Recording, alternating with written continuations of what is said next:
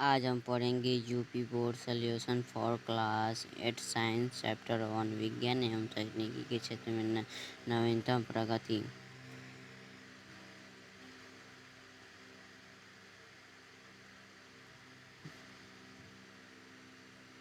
प्रश्न 1, निम्नलिखित प्रश्नों में सही विकल्प छांटकर अपनी अभ्यास पुस्तिका में लिखिए। उत्तर, आधुनिक संचार का माध्यम है।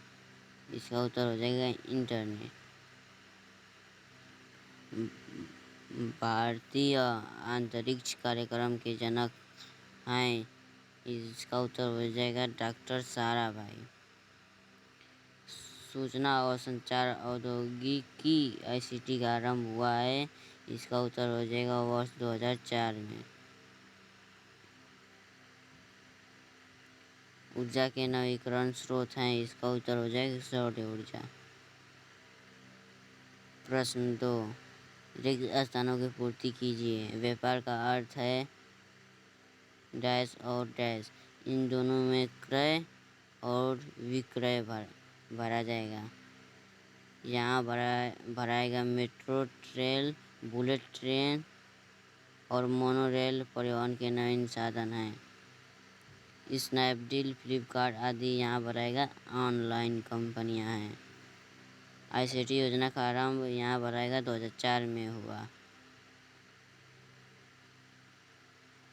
3G और 4G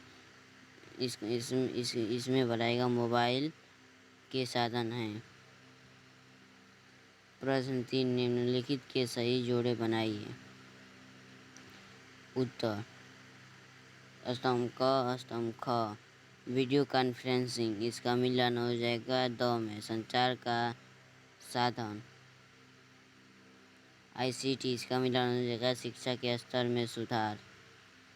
IRS, इसका मिलान हो जाएगा भारतीय सुदूर संवेदन उपग्रह। रक्षा एवं प्रतिरक्षा, इसका मिलान हो जाएगा DRDO। भूरी क्रांति, इसका मिलान हो जाएगा उद्योग के क्षेत्र में। प्रश्न 4, निम्नलिखित प्रश्नों के उत्तर एक शब्द में दीजिए। क, राष्ट्रीय अनुसंधान समिति का गठन कब हुआ? उत्तर, 1962 में। क्षेत्रफल विकास कार्यक्रम के अंतर्गत किसका प्रक्षेपण किया गया? उत्तर, बैलिस्टिक प्रक्षेपास्त्र, ब्रह्मोस सुपरसोनिक मिसाइल, आकाश मिसाइल। ग, 20वीं सदी के सर्वाधिक सफल ऊर्जा के स्रोत क्या थे? उत्तर, सौर ऊर्जा, पवन ऊर्जा, जल ऊर्जा। ग, व्यापार एवं वाणिज्य की नवीनतम तकनीक कौन सी है? उत्तर, ई-व्यवसाय, ई कॉमर्स। ड, NEGMI की शुरुआत कब हुई थी? उत्तर, 18 मई 2006 में। च, भूतापीय ऊर्जा किस प्रकार की ऊर्जा है? पर्यावरणीय क्षति और ग्लोबल वार्मिंग से बचाव। च, इसरो का गठन कब हुआ? उत्तर, नवंबर 1969 में। प्रश्न 5, विनिर्माण से आप क्या समझते हैं? सविस्तार समझाइए। उत्तर, कच्चे माल को मूल्यवान उत्पाद में परिवर्तित कर अधिक मात्रा में वस्तुओं के उत्पादन को विनिर्माण या वस्तु निर्माण कहते हैं। विनिर्माण से तैयार माल उपभोक्ताओं द्वारा उपयोग किया जाता है।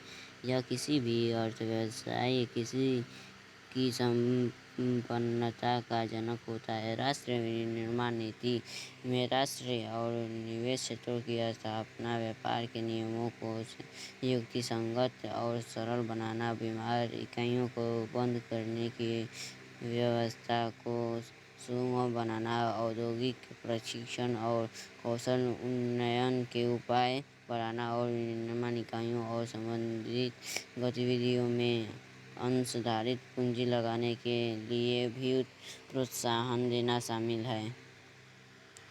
प्रश्न 6, शिक्षा के क्षेत्र में आईसीटी की क्या भूमिका है? उत्तर, शिक्षा के क्षेत्र में आईसीटी की भूमिका शैक्षिक अवसरों को विस्तृत करने, उच्च शिक्षा के क्षेत्र में उल्लेखनीय विकास एवं शिक्षा की गुणवत्ता बढ़ाने के लिए आईसीटी एक प्रभावशाली साधन है।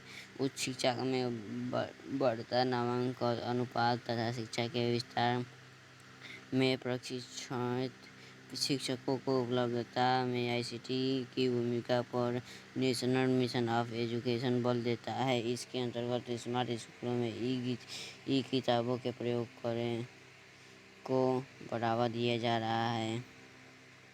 प्रश्न 7, ई गवर्नेंस क्या है? उत्तर, ई गवर्नेंस सरकार की आम नागरिकों के लिए उपलब्ध सुविधाओं को इंटरनेट के माध्यम से उपलब्ध कराना ई गवर्नेंस या ई शासन कहलाता है। प्रश्न 8, ई गवर्नेंस की आम जीवन में उपलब्धियाँ। उत्तर, ई गवर्नेंस की आम जीवन में उपलब्धियाँ: शासकीय सेवाएं और सूचनाएं ऑनलाइन उपलब्ध। दूसरा, शासन प्रणाली को पारदर्शी, कुशल तथा जवाबदेह बनाई। तीसरा, विद्यालय में दाखिला, बिल भरना, आय जाति प्रमाण पत्र बनवाना, हिंदी में सुविधाएं उपलब्ध। चौथा, ई गवर्नेंस को ही डिजिटल इंडिया चरितार्थ कर रहा है, जिसके अंतर्गत ई हॉस्पिटल की शुरुआत हुई। आम आदमी को सीधे तौर पर लाभान्वित कर सहज, सुलभ और घर तक सरकारी सुविधाएं उपलब्ध कराने का अथक प्रयास कर रहे हैं। प्रश्न 9, व्यापार एवं वाणिज्य के क्षेत्र में क्या उपलब्धियां हैं? उत्तर, पहला, इंटरनेट के माध्यम से व्यापार का संचालन। दूसरा, खरीदना और बेचना, ग्राहकों के लिए सेवाएं और व्यापार के भागीदारों के साथ सहयोग।